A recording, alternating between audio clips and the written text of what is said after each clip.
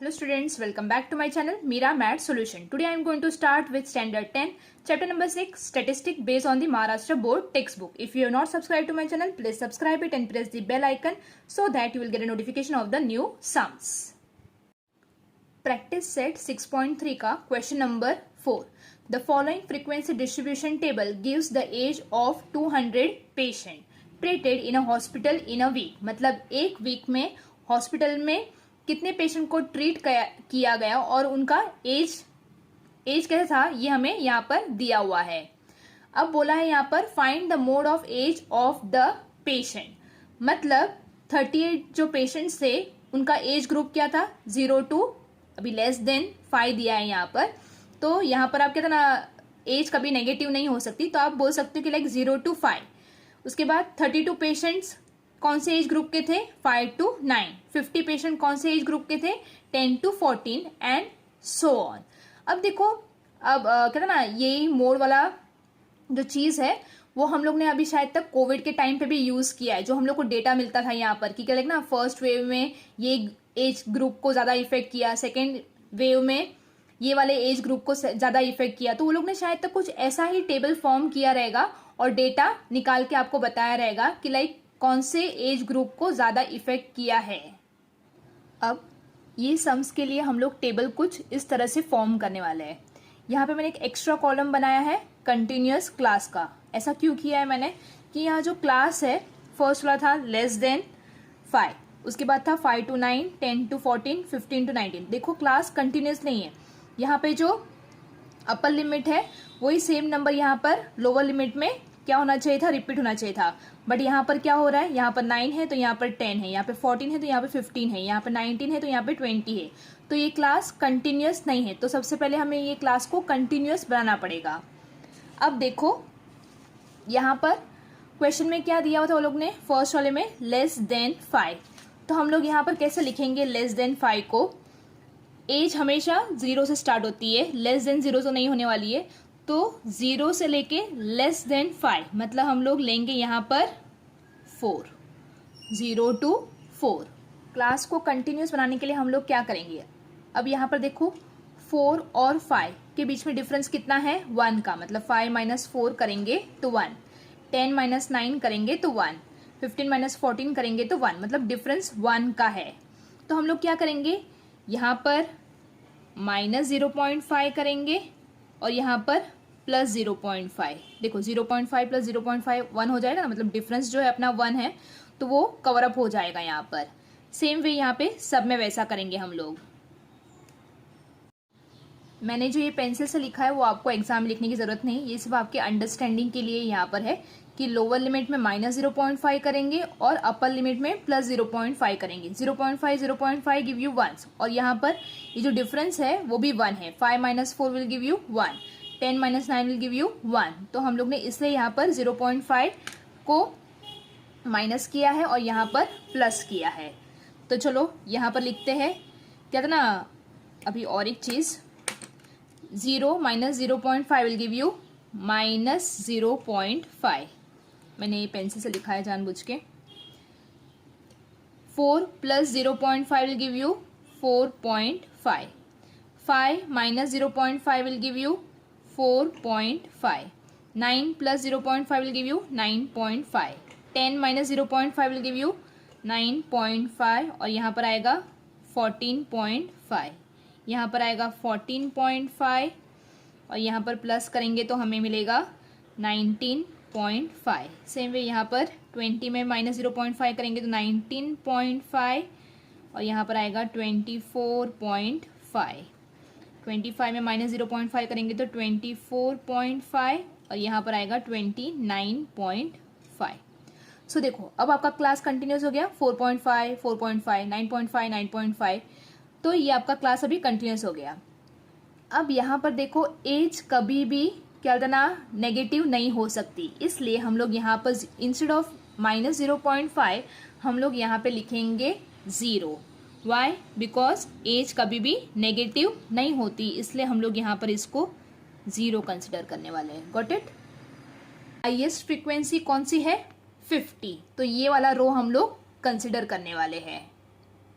एक बॉक्स हमने ड्रॉ कर दिया है यहाँ पर।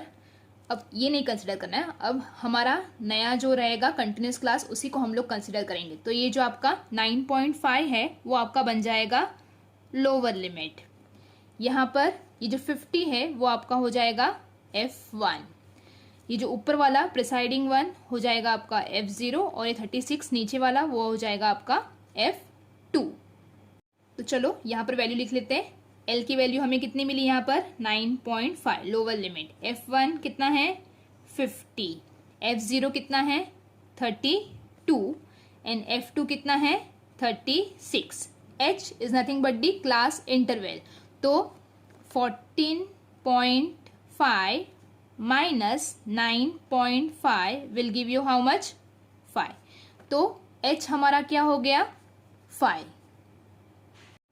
मोड का फॉर्मूला क्या है हमारे पास, mode is equal to trick वाला। लुटेरे को कहाँ पे लेके गए हम लोग कोर्ट में। तो जज ने पहला फैसला सुनाया, उस फैसले के ऊपर ऑब्जेक्शन उठा F0। दूसरा जज आया, उसने पहले फैसले और ऑब्जेक्शन वाले फैसले को माइंड में रख के उसने अपना खुद का एक नया फैसला सुनाया F2। और क्या फैसला सुनाया कि इनको हैंग कर दिया जाए। तो इसमें हम लोग अभी वैल्यू सब्स्टिट्यूट करेंगे।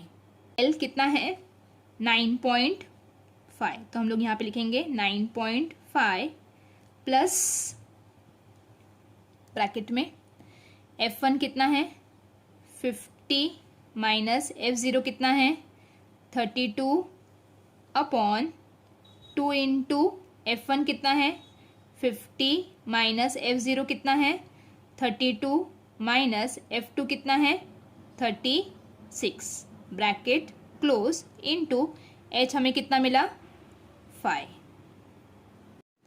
अब यहाँ पर 9.5 plus 50 minus 32 will give you 18। 2 50s are 100 minus minus plus, but symbol किसका आएगा माइनस का। तो 32 plus 36 will give you 68, but यहाँ पे क्या आएगा minus 68 into 5। Again 9.5 plus bracket open कर देंगे अभी हम लोग।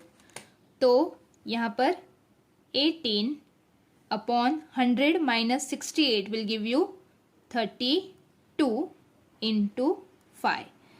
अब 9 2 ज़ा 18 और 16 2 ज़ा 32।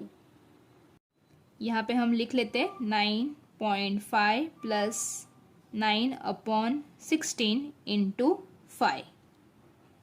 9 को 5 से मल्टीप्लाई करेंगे तो हमें मिलेगा 45। तो हम लोग यहाँ पर कैसे लिखेंगे, मैं यहाँ पर लिख रही हूँ इज इक्वल टू 9.5 प्लस ये 9 को 5 से मल्टीप्लाई किया तो मुझे मिला कितना 45। तो 45 अपॉन 16।